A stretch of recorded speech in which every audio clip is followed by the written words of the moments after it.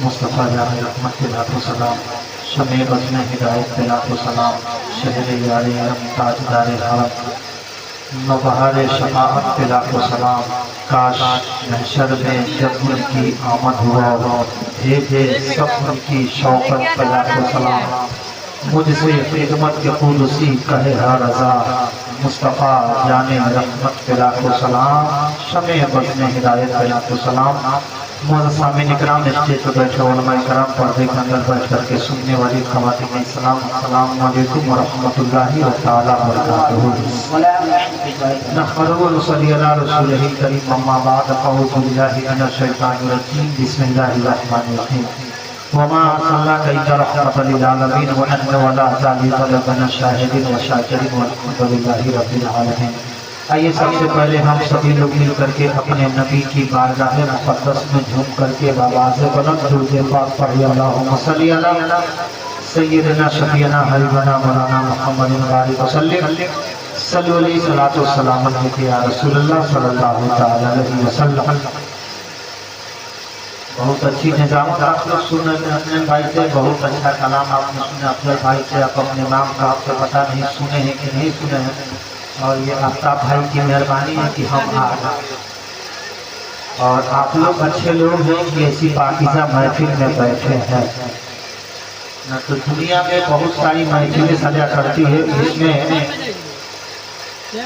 इतनी भीड़ होती है कि लोगों को पीछे हटाना पड़ता है, और ये मिलाद और जलसा की महफिल में इसमें आगे बुलाना पड़ता है।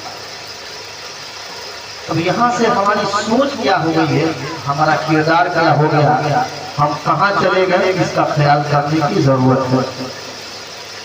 यहाँ कोई मौलाना आता है, चिल्ला चिल्ला कर बोलता है साहब आगे आके बैठिए, आगे आके बैठिए। यही कुछ लोग ऐसे हैं कि जब नाच की महफिल होती है तो उनको पीछे हटाना पड़ता है, स्टेजवा में तब ये कौन कहे कि हम मारे जा रहे हैं, हम सताए जा रहे हैं, हम कमजोर नजर आ रहे हैं। साहब जो कौन ज्यादा गुनाह करेगी वही पीटी जाएगी। ऐसा नहीं है कि हम गुनाह करेंगे आपके इमाम साहब को सजा मिलेगी, हम गुनाह करेंगे इनको सजा मिलेगी, ऐसी कोई बात नहीं। अगर हम गुनाह करेंगे तो हम ही मारे जाएंगे, इसका ख्याल रखिएगा। और महफिलें भी आप आइए ना तो सुनने के लिए आइए, और जिनको ये सोच करके तकलीफ हो कि भाई इतने मौलाना आगे कब तक बोलेंगे, कब तक प्रोग्राम खत्म हो, तो वो ना जब सलाम होगा पानी या तो साइड से अपना खा के चले जाएंगे, सबसे अच्छी बात। इसलिए कि महफिलें भी आप पहले के लोग इसलिए कराते हैं कि कल हमारे यहाँ जो प्रोग्राम होने वाला उसमें जो गलत काम होगा तो उसमें जो उलमा बता करके जाएंगे उसका इस्तेमाल करेंगे।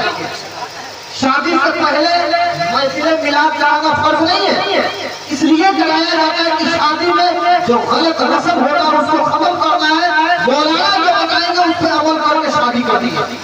लेकिन आज इसको डर से कुछ सुन्नी कराता है कि अगर मैंने महफिल मिलाद शादी से पहले नहीं कराया तो बगल वाला कहेगा वहाबी हो गया कि मिलाद नहीं करा रहा। डर से ये मिलाद लगाया जा रहा है। लोग ऐसे हैं, कुछ लोग सिस्टम और रस्म पर इस्तेमाल करते हैं। कई जगह देखते हैं आप महफिल मिलाद सज जाए और शादी की महफिल होने वाली है, कई घर वाला आदमी आकर बैठ कर सुनता है कि जो मौलाना बताएगा उस पर अमल करेंगे, अपनी जिंदगी को संभालेंगे, शादी में जो गलत काम होने वाला उसको दूर करेंगे, जो अच्छा होने वाला उस पर अमल करेंगे, जो सही होगा उसका इस्तेमाल करेंगे। मौलाना किस चीज से बैठेगा उससे रुक जाएंगे। नाना साहब आज तो इतनी अच्छी तकरीरें हो जाती है, इतनी अच्छी गुफ्तगू हो जाती है, बड़े बड़े आलिम बड़े बड़े मुफ्ती को बुला लिया जाता है, तकरीरें 2-2 घंटे 4-4 घंटा हो जाती है, लेकिन आगे से जवाब क्या मिलता है? मौलाना पसीना बहा बहा कर तकरीर करे, बस बढ़कर तकरीर करे, खाए या ना खाए उससे कोई फर्क नहीं है। किसी का बच्चे मौलाना चिल्ला चिल्ला करके गुफ्तगू करके तकरीर करता है ताकि आवाम को फायदा हो जाए, हमारी कौम के लोगों को कुछ जानकारी मिल जाए, लेकिन उसका मतलब क्या समझ में आता है, उसका फायदा क्या मिलता है, आगे से उसका रिजल्ट क्या मिलता है। इस मौलवी का काम है कहना, हमारा काम है सुनना, इस काम से सुनो और इस काम से निकालना। सही बात, अच्छा पैगाम है। और मौलाना चिल्ला चिल्ला कर तकरीर करे और उधर से जवाब आए कि मौलवी का काम है कहना, हमारा काम है सुनना, इस काम से सुनो और इस काम से निकाल दो, तो ऐसे लोग इस महफिल में ना आए तो बेहतर हक है। हक बोलते हैं पैसा है तो तकलीफ करने वाले मौलवी नहीं है। अल्लाह इतनी दौलत दिया है कि सब अच्छा गुजर जाता है। यहाँ पे आपका सब लोग जानते हैं पैसे के लिए हम तो नहीं तकलीफ नहीं करनी फिर बिंदास होते हैं चीज को खत्म करके कहा महफिल में आइए तो गुफ्तगू को सुनिए, उस पर अमल करने की कोशिश कीजिए। जब कोई बात आपको लगेगा तो सुभान अल्लाह बोलिए। ऐसे बैठे हैं ऐसा लग रहा है कि सिर्फ हमारी जिम्मेदारी हम खिला कर चले जाएं, यहाँ बोलिएगा उसका भी सवाब मिलेगा। कैसे? सुभान अल्लाह का मतलब होता है अल्लाह पाक है। क्या अल्लाह पाक है। ना हमारे कहने की वजह से अल्लाह पाक है, ना आप लोगों के कहने की वजह से अल्लाह पाक है। जो उलमा बैठे हैं ना इन लोगों के कहने की वजह से अल्लाह पाक है। बस अपने दिमाग में एक सोच बताइए कि सुभान अल्लाह बोलेंगे अल्लाह पाक है, अल्लाह पाक है, कहते कहते हम सबका दिल पाक हो। ये सोच लेकर के जरा सामने बोले तो सुभान अल्लाह से बोले तो या रसूल अल्लाह। यहाँ आइए तो ये दुनिया की बहुत बड़ी बड़ी में इस महफिल का शुमार हुआ करता है। मैं आपको बताना चाहता हूँ गौर से आदम का दौर हम लोग शहर की तरफ चले जा रहे थे। एक औरत थी जो अपने दरवाजे पर खड़ी होकर के देख रही थी। लोग शहर की तरफ चले जा रहे। दो चार लोगों को रोक करके समझी ये बताइए इतने सारे लोग कहाँ चले जा रहे हैं। लोगों ने कहा था कि ऐसा है वो शहर का एक राजा का घर है जिसके घर के अंदर नबी के जिक्र की महफिल लगी हुई है। हम सारे लोग उसी पाकीज़ा महफिल में चले जा रहे हैं। इतना सुनने के बाद औरत खामोश हो गई, फिर अपने दरवाजे पर जाकर खड़ी हो गई। फिर देख रही है लोगों की भीड़ खत्म नहीं हो रही है, लोग चले जा रहे हैं। फिर दो चार लोगों को रोक करके पूछती है ये बताइए इतने सारे लोग इस पाकीज़ा महफिल में चले जा रहे हैं उसमें कैसा जिक्र हुआ करता है, कैसी बातें बताई जा रही है। लोगों ने कहा था कि ऐसा है उसमें नबी का जिक्र हुआ करता है। ये बताया जाता है नबी खाना कैसे खाते थे, ये बताया जाता है नबी पानी कैसे पीते थे, ये बताया जाता है नबी गरीबों की मदद कैसे किया करते थे, ये बताया जाता है नबी यतीमों के अपने आंखों से रहमत भी कैसे पिटवाया करते थे, ये बताया जाता है नबी अपने पेट पे पत्थर रखकर उनको खाना कैसे खिलाया करते थे। ये सारी बातें बताने के बाद ये भी बताया जाता है कि मर्द है तो उसका हक क्या है, बीवी है तो उसका हक क्या है, माँ है तो उसका हक क्या है, शोहर है तो उसका हक क्या है, बाप है तो उसका हक क्या है, भाई है तो उसका हक क्या है, बहन है तो उसका हक क्या है, पड़ोसी है तो उसका हक क्या है, रिश्तेदार है तो उसका हक क्या है। ये सारी बातें बताई जाती है। इतना सुनने के बाद औरत जैसे ये सुनी बात बड़ी की बात ऐसी है तो मैं भी नबी के जिक्र की महफिल में जाऊंगी। जैसे ये बात बोल करके और अपने कदम को आगे बढ़ाई, जैसे कदम को आगे बढ़ाई उसके घर के अंदर उसकी एक बेटी थी वो सारी बातें वो सुन रही थी। बेटी बोली कि माँ जब तू नबी के जिक्र की महफिल में जाऊंगी तो मैं भी नबी के जिक्र की महफिल में जाऊंगी। माँ और बेटी दोनों अपने गाँव के त्योहार से छोड़ करके पैदल चली शहर की तरफ। शहर पहुंची उस राजा के घर के करीब पहुंची। जैसे दरवाजे से अपने कदम को अंदर डालना चाहिए ये कीमत किसे दरबार बोला जाता है दिया बोला कहा जा रही है। औरत बोली कि मैंने सुना है इस घर के अंदर नबी के जिक्र की महफिल सही हुई है। ये कीमत बोला हाँ नबी के जिक्र की महफिल तो सही है लेकिन तुम क्या कहा रही हो।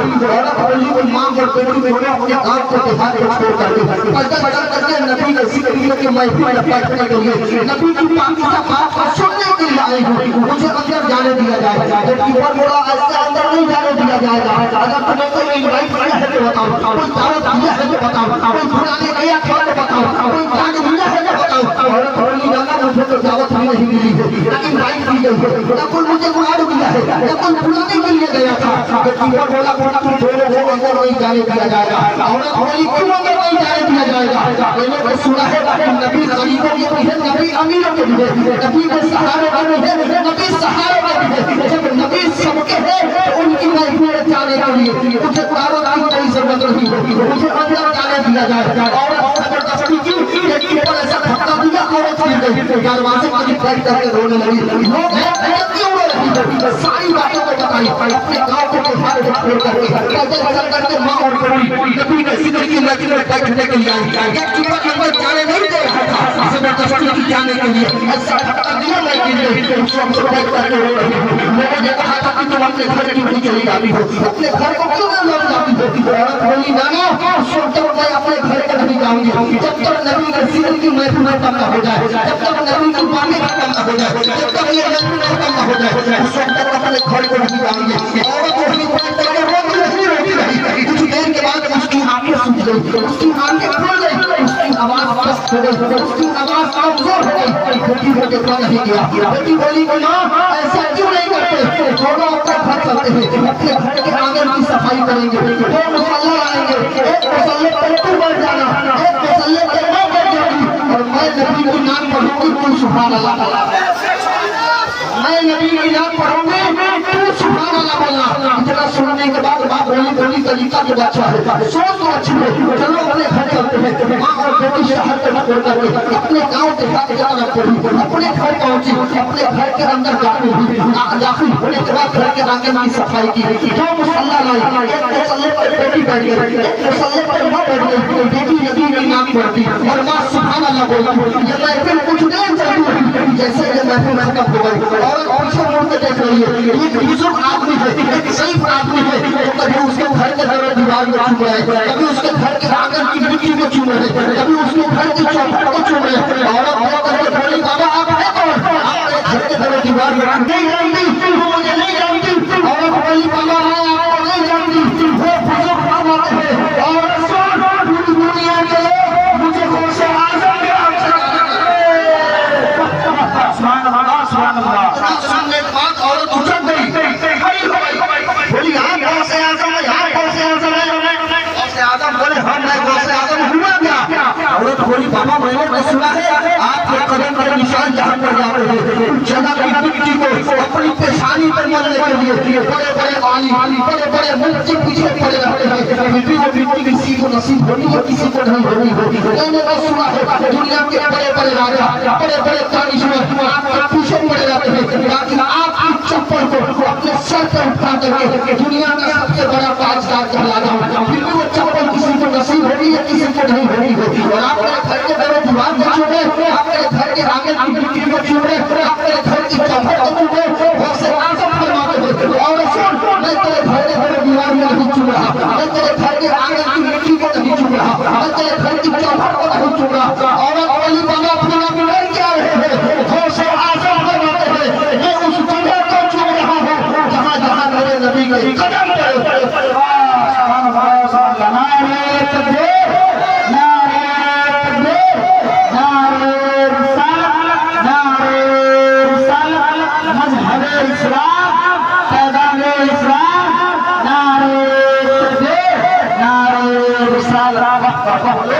साहब ये सोचते हैं कि महफिल में मिल जाएंगे, फिर इकट्ठा नहीं होगी, महफिल कामयाब नहीं होगी। ऐसी कोई बात नहीं साहब, नबी का जिक्र करने वाला सच्चे दिल से अकेला होकर या 1 लाख मदीने में होकर नबी का जिक्र की महफिल को सजाता है तो हमारे और आपके नबी कोई तशरीफ लाता है। जब उनकी आमद हो जाए तो महफिल मकबूल हो जाएगी। हाँ साहब इस महफिल को न हम हंस दे सकते हैं न आप हंस दे सकते हैं। अब तो यह है कि ये महफिलें हमारी मकसद को सवाल करती होती, हमारी मकसद को सवाल करती होती, हमारी दुनिया बनाया करती होती, हमारी आखिरत बनाया करती होती। यहाँ आइए ये सोच घर पे रख करके आइए, मौलवी का काम है कहना, हमारा काम है सुनना, इस कान से सुनो और इस कान से निकाल दो। यही वजह है मैंने रमजान के महीने में एक ऐसा बूढ़ा आदमी को देखा, इतनी तकलीफ हो जाती है लेकिन उसके अमल करने का कोई तैयार नहीं होता है। कारण एक है सब अपने में मुफ्ती बनते हुए हैं, थोड़ी बहुत जानकारी क्या हो जाती है कोई अलग खतरा देता है। इमाम के पास जाकर कोई रहेगा आप क्या जानते हैं, नमाज आपसे ज्यादा हम पढ़ते हैं, आपसे ज्यादा हम क्या कराते हैं, आपसे ज्यादा मियाद में हम जाते हैं। मैंने तो कितने बड़े बड़े मौलाना को पछवाड़ दिया है, आप किस व्यक्ति बोली है कम पढ़े लिखे बोली है साहब। मैं उनसे कहना चाहता हूँ आप इस पाकिज़ा में आइए, अपनी सोच को घर पे रख के आइए। मौलवी का काम है कहना, हमारा काम है सुनना, इस काम से सुनो इस काम से निकाल दो। यही वजह है इतनी तकलीफ हो जाती है साहब, लेकिन हमारे समाज में सुधार की कोई गुंजाइश नहीं हो पाती है। आज देखिए क्या होता है, ये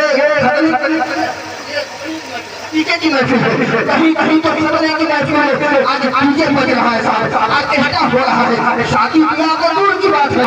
बहुत सही नजर आ रहा था, वो आया मेरी दुकान पे बोला कि हजरत कुछ मेरी मदद कीजिए। मैंने कहा क्या वजह है कि आपकी मैं मदद करूं? कहा कि मैं बूढ़ा आदमी हूं, मेरी एक बेटी है, 25 साल के बाद मेरी बेटी का रिश्ता लगा हुआ है, मेरी बेटी की शादी लगी हुई है। साहब मैं ये चाह रहा हूं कि मेरी बेटी की शादी हो जाए, आप कुछ मदद कर देंगे, कुछ एहसान हो जाएगा, आप मुझे दे देंगे तो आपका बहुत बड़ा एहसान होगा। उनसे जो हो सका मैंने कपड़ा भी दिया, मैंने उसको पैसा भी दिया। आदमी जाते जाते मुझसे कह करके गया था कि साहब मैं आपकी तकरीर को अमरान बर्मा में सुना हूं, बहुत अच्छी आपकी तकरीर होती है, और ये चाहता हूं कि मेरी बेटी की शादी के पहले जो महफिल मिलाद सजने वाली होती है उस पाकीज़ा महफिल में आपकी तकरीर हुई, आपने दरवाजे पे आइए, मेरी आपको शरीक होइए। मैंने कहा हटाइए, किसी भी सूरत में आपने यहाँ आऊंगा। 18 तारीख को जब मैंने हम लोग जब आगे उसके घर के दरवाजे पर जैसे मैंने पहुंचा, जब शाम के वक्त मगरिब पार वहां पहुंचा, ना कोई डेकोरेशन, ना कोई लाइट, ना कोई शामियाना, ना टेंट, ना कोई साउंड, कुछ नहीं। 5-6 लोग कुर्सी लगा करके मायूस बैठे हुए थे। जैसे मेरी नजर उन लोगों पे गई, मैंने देखा तो मेरे दिमाग में ख्याल आया, यानी यहाँ भी मुझसे फर्क किया है, ये हमसे धोखा किया है, झूठ बोलता है हमसे पैसा लिया है, झूठ बोलता है ये कपड़ा लिया है, यहाँ कोई शादी नहीं होने वाली है। ये सोच कर उसके बाद हम लोगों को आवाज लगाया, साहब यहाँ तो आप महफिल मिलाद सजने वाले थे, नबी की महफिल सजने वाले थे, आज यहाँ पर मिलाद होने वाला था, लेकिन मेरा हुआ का प्रेशर है, शामियाना है, कोई यहाँ पर महफिल सजने की तैयारी भी नहीं है, क्या कारण है? लोगों ने कहा कि हजरत आप कभी मेरे पास आइए। एक आदमी आया, पकड़ा ले जाकर अपने करीब कुर्सी पर बैठाया, कहा पहले पानी पी लीजिए, नाश्ता कर लीजिए, उसके बाद पूरी बात सुनिएगा। मैंने कहा नाना पहले बताओ आपको मेरे साथ क्यों फर्क किया था, वो आपने मेरे साथ झूठ क्यों बोला था? लोगों ने कहा कि ऐसी कोई बात नहीं है, वो दिल का बहुत सच्चा आदमी था, ईमान का बहुत सच्चा आदमी था, बूढ़ा हो गया था लेकिन ईमान पर अपनी जिंदगी को गुजारता था, नबी की शरीयत पर अपनी जिंदगी गुजारता था साहब, और कभी कभी बोलने की कोशिश नहीं करता था, ना कभी किसी के घर चोरी करता था। मैंने देखा है वो ठेला चलाता था तो पैसा बचा कर उस अपना घर चलाता था, रिक्शा चलाता था लेकिन ईमानदारी से जिंदगी को गुजारता था। वो जाकर लेकर ये काम करता था, 300 रुपया लेकर के आता था, उसी से जो पैसा बचता था खाता पीता था, जो बचाता था रखता था, लेकिन उसी के साथ एक मजबूरी हो गई थी, जहेज का जो डिमांड चला है बहुत चला था, उसकी वजह से वो बहुत परेशान हो गया था। उसकी एक बेटी थी, उसकी जो बीवी थी वो पहले इंतकाल कर गई थी, एक बेटी उसकी परवरिश कर रहा था। जब उसकी बेटी 22 साल की उम्र कर गई थी, तो सोच वो बेचारा परेशान था शादी लगाने के लिए, जिस किसी के घर के दरवाजे पर जाकर दस्तक देता था, मेरी बेटी है खैर मैं उससे आपका घर रिश्ता करना चाहता हूँ, क्या आप तैयार है? फोटो मोबाइल में दिखाता था, लोग तैयार हो जाते थे। जब उसके घर आ गए थे देखने के लिए, उसकी झोपड़ी को चेक करके कोई ना कोई एक निकाल देते थे, मेरी बेटी लंबी है, मेरी बेटी पतली है, नाक चौड़ी है, हल्की सांवली है, ज्यादा कोई है, कुछ ना कुछ ऐप निकाल करके उसका रिश्ता काट दिया जाता था।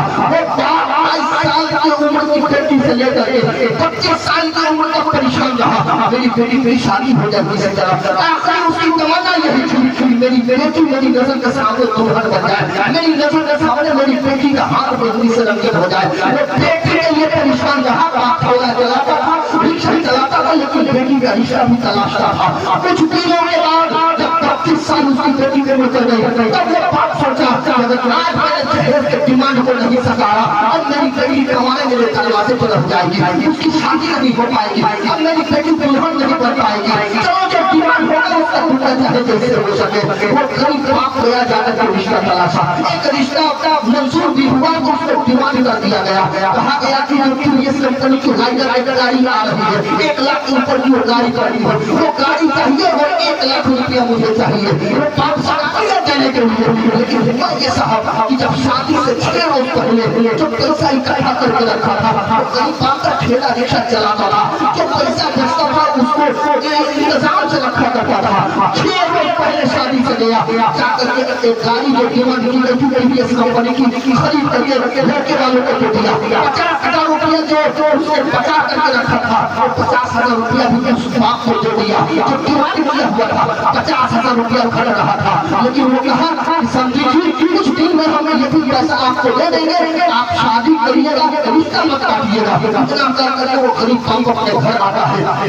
फिर अपना ठेला रिक्शा चलाता है, लेकिन उतना पैसा कहाँ से इंतजाम हो पाता है। समझी के पास शादी से 4 रोज पहले पता लगाता है, समझी जी मैं गरीब आदमी हूँ, मैं गरीब आदमी हूँ, आप तो बेटे हुए, मेरे पास जितनी दौलत थी मैंने जो हो सका आपको मैंने दे दिया। 50,000 रुपये की ये बात है, मैं ये कह रहा हूँ कि आप मेरी बेटी से शादी कर लीजिए, आप मेरी बेटी को अपने घर की बहू बना लीजिए। शादी के बाद जो हो सकेगा बेटा मैं 10,000 5,000 2,000 दे करके उसको अदा कर दूंगा, बस आप मेरे दरवाजे पे ताला लेकर के आ जाइए।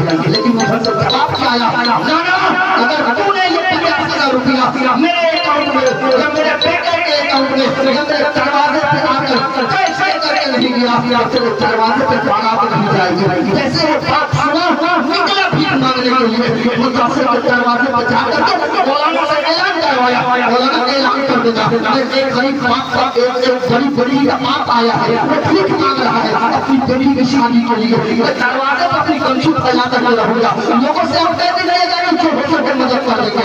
मस्जिद के दरवाजे पर जाकर ऐलान करवाया, बाप इमाम साहब आप ऐलान कर दीजिएगा गरीब बेटी का बाप आया हुआ है अपनी बेटी की शादी के लिए, ये भीख मांग रहा है, कुछ लोग मदद कर देंगे, मेरी बेटी की शादी हो जाएगी। मदरसे के दरवाजे पर मस्जिद के दरवाजे पर जाकर भीख मांगा, लोगों के दरवाजे पर जाकर भीख मांगा, उसके बावजूद भी 25,000 रुपए का इंतजाम हो पाया। समझी के पास फोन लगाता है 3 रोज पहले, समझी जी मेरे पास 25,000 रुपए का इंतजाम हो गया है, मैं ये चाह रहा हूँ कि आप ये 25,000 रुपया ले ले और मेरी बेटी से शादी कर ले। 25,000 रुपया बच रहा है, शादी के बाद मैं उसको इसी तरह अदा कर दूंगा, कर्ज मुझ पे रह जाएगा, इसी तरह अदा करके रहूंगा। लेकिन उधर से जवाब आया, नाना 50,000 रुपया इंतजाम करके दोपहर से पहले अगर अपने अकाउंट में नहीं डाला या लाल करके नहीं दिया, समझ लेना कि 19 तारीख को तेरे दरवाजे पे बारात नहीं जाएगी। ये बाप से इस बात को सुना, अपने घर से निकला और जाकर जो लोग कर्ज देते हैं उनके पास जाकर कहा मुझे कुछ कर्ज की जरूरत है, मुझे पैसे दे दो, कुछ पैसे दे दो ताकि मेरी बेटी की शादी हो जाए। धीरे धीरे करके उस कर्ज को चुका दूंगा। लेकिन कर्ज देने वाले ने इनकार कर दिया, ये कह करके घर से भगा दिया। तू कहाँ से कर्ज को अदा करेगा, दिन में तो कमाता है, ठेला चलाता है, 200-300 रुपया कमाता है, रात में खा कर उसे सो जाता है, तू कहाँ से अदा करेगा, कहाँ से इतना पैसा आ जाएगा कि तू कर्ज को अदा कर पाएगा।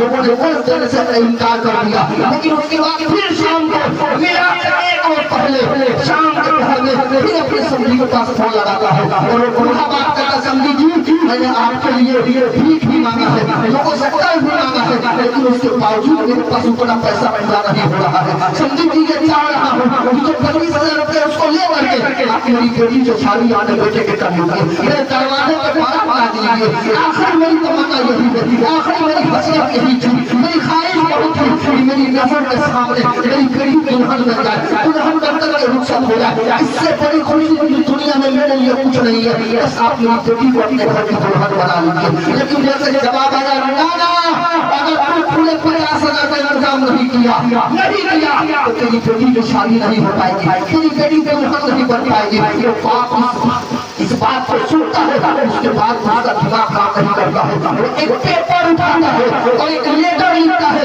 एक नोट लिखता है तेरी मुझे माफ कर देना, मेरा कोई कसूर नहीं है, बस इतना कसूर है मैं गरीब हूँ, मेरा बाप गरीब है बेटी, बस यही मेरा कसूर है।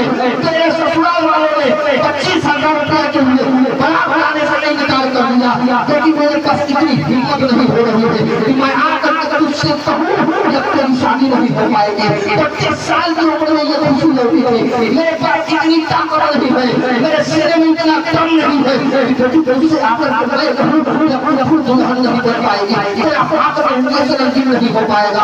इतना लिखने के बाद फिर पीछे लिखता है, बेटी इस्लाम के दामन को थाम कर रखना, आखिरी सलाम मैं कर रहा हूँ। उसके बाद वो लिख करके आखिरी सलाम लिखता है और उस रोज को तकिए के नीचे डाल देता है और अपनी झोपड़ी के निवास से खड़े में अपनी गमछी को बांध करके फांसी लगाकर अपनी जान दे देता है।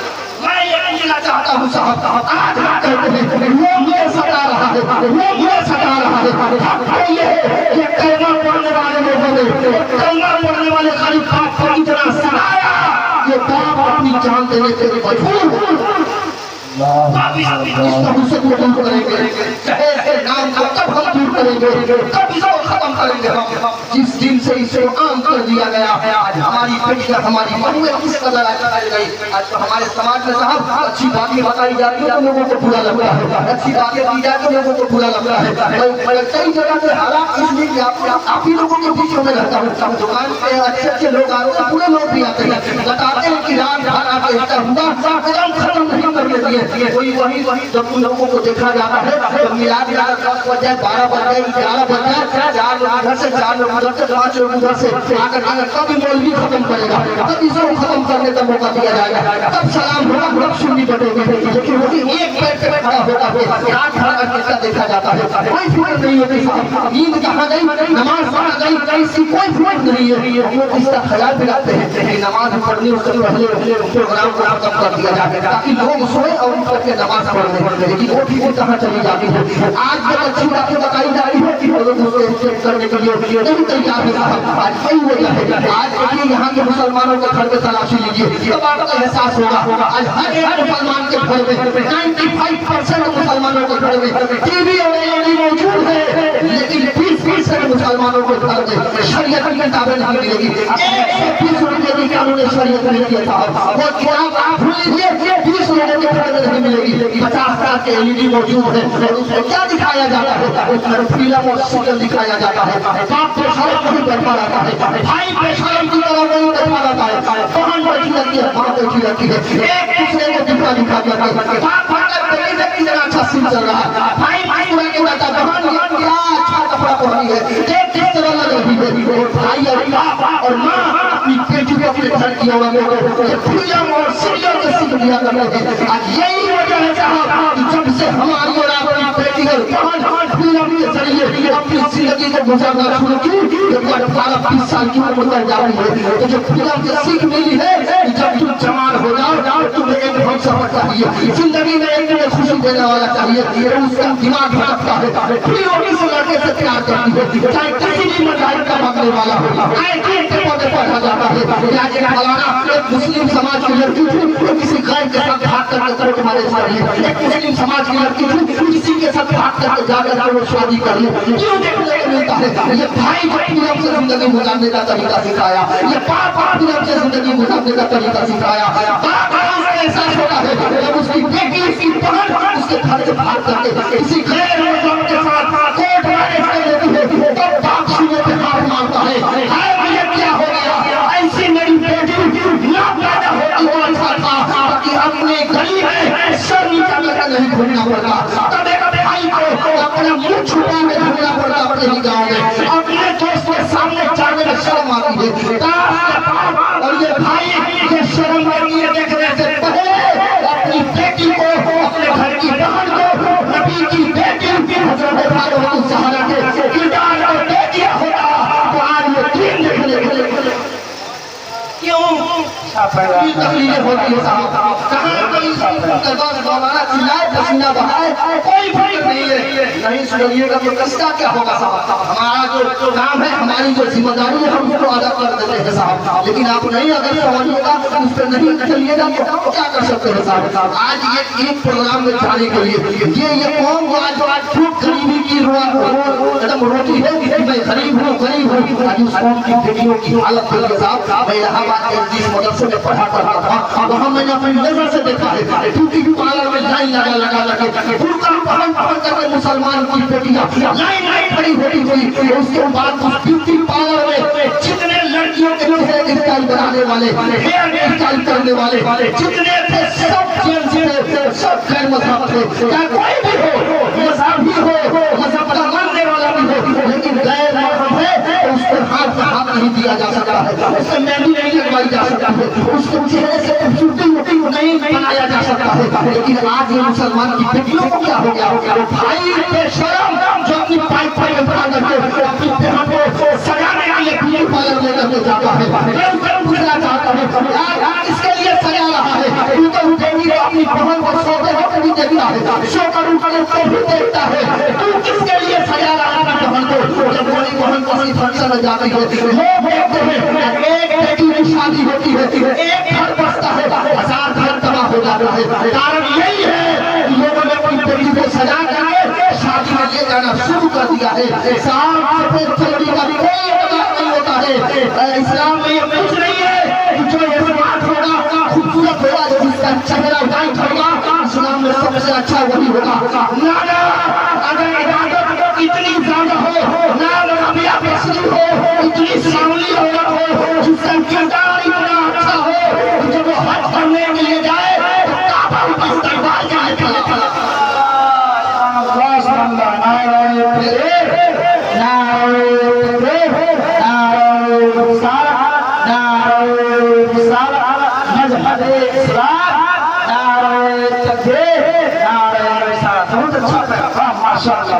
सूती का कोई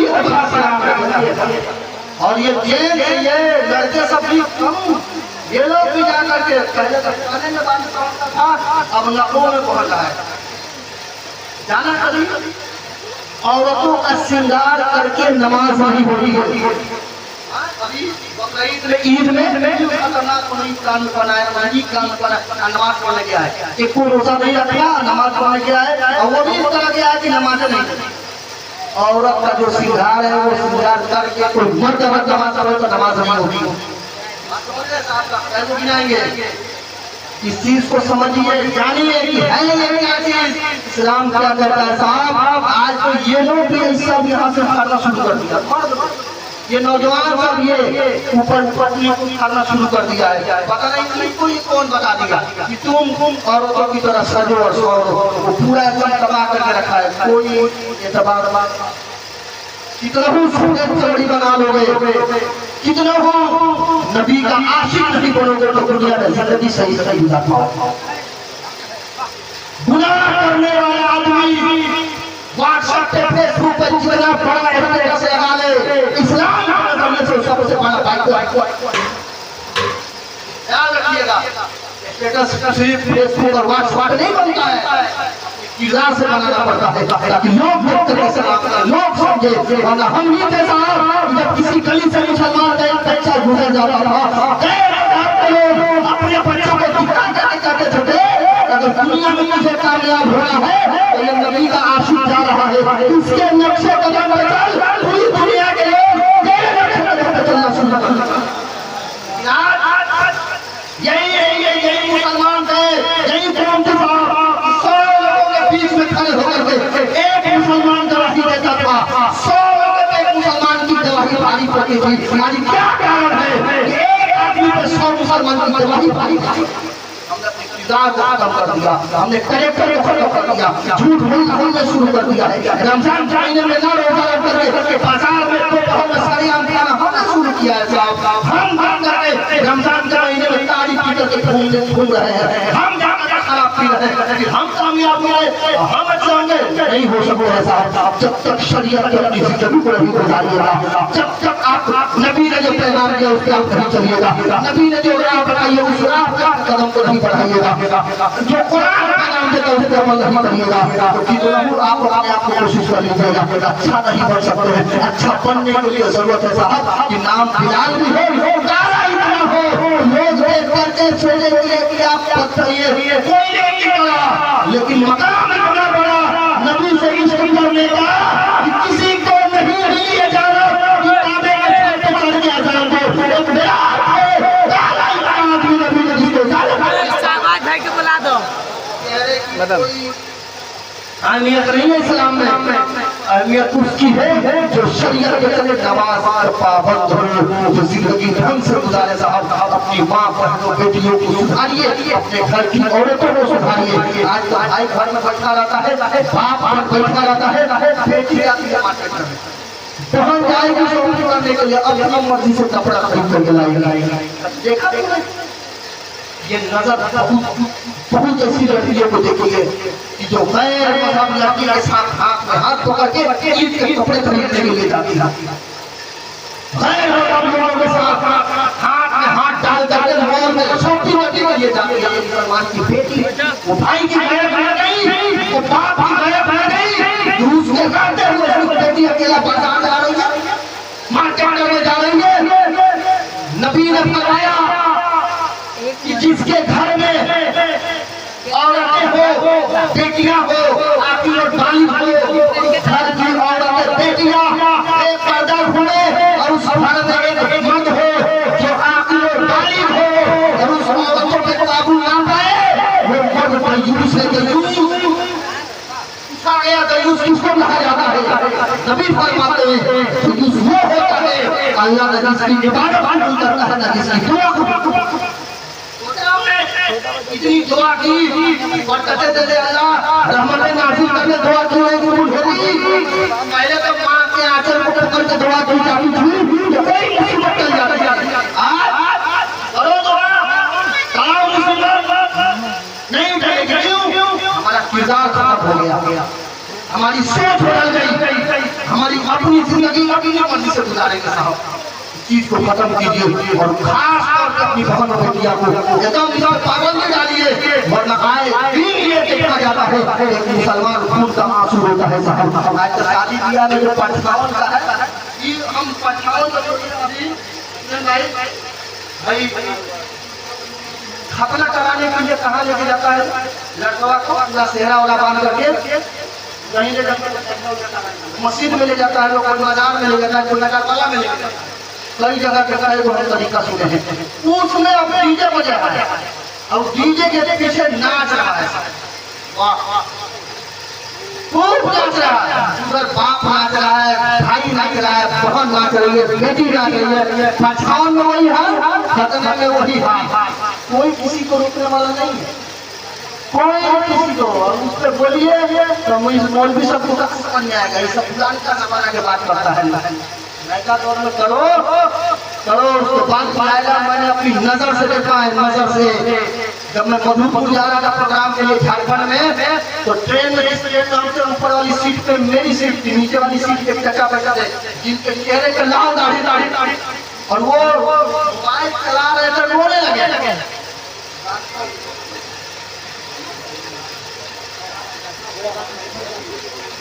वो देख करके मोबाइल चला के अचानक रोने लगे। हम नीचे आए, बोले चाचा क्यों रो रहे हो? क्या हुआ? इस वक्त आप मोबाइल चला के रो रहे हैं? पहले तो बहुत अच्छे थे, मैं आया था, मैं आपसे सलाम भी किया, मुसाफा भी किया, बहुत खुश थे।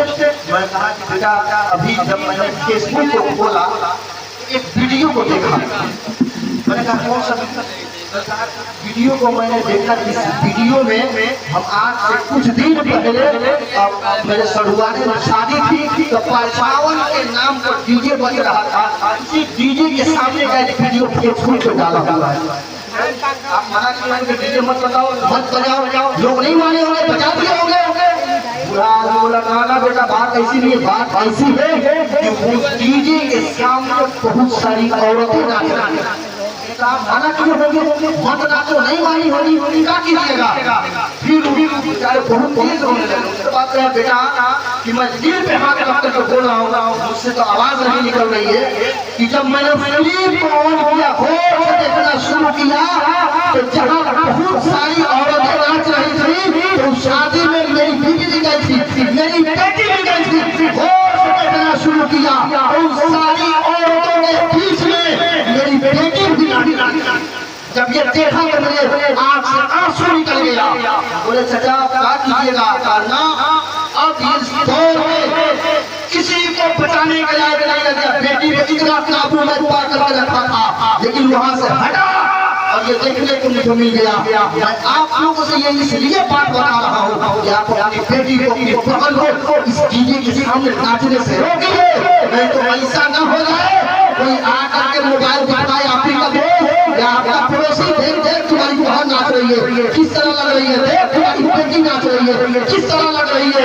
ऐसा न हो जाए कि कोई आकर दिखा ले, खूब वायरल हो जाए, लोग आकर मीडिया वाला पूछने लगे आपकी बेटी बहुत अच्छा डांस कर रही थी, आप इसके बारे में क्या कहना चाहते हैं? तब एहसास होगा बेटी को क्यों छूट दिया था। आप इस चीज से रोकिए अपनी बेटियों को, नाचने गाने से सब इस चीज से रोकिए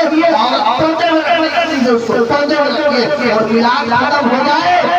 ये सबसे खतरनाक मसला है। मिलाद जैसे खत्म, वही स्टेज से मौलाना तकरीर, वही स्टेज से मौलाना हदीस, और वही स्टेज से मौलाना कुरान पढ़े, वही स्टेज से मौलाना नात पढ़े, लेकिन इधर से खत्म मौलाना गायब कि इधर डीजे बजा के स्टेज पर डांस शुरू।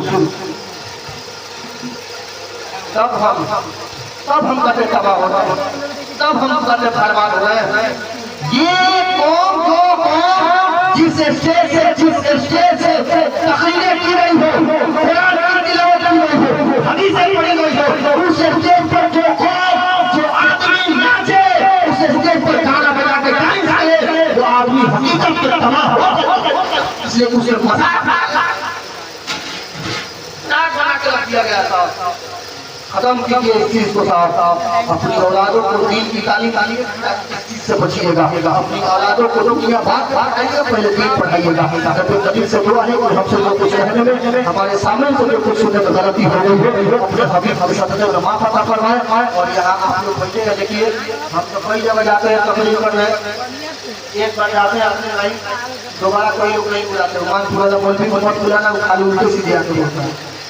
गलत बोले चाचा, जो हद है उसी को छोड़ के जाते हैं। कोई बुलाए या ना बुलाए उसका क्या दिक्कत, कोई बुलाए या ना बुलाए, अल्लाह का बहुत बड़ा करम है कि मिलाद कितना मिलता है कि पूरे परेशान हो जाते हैं।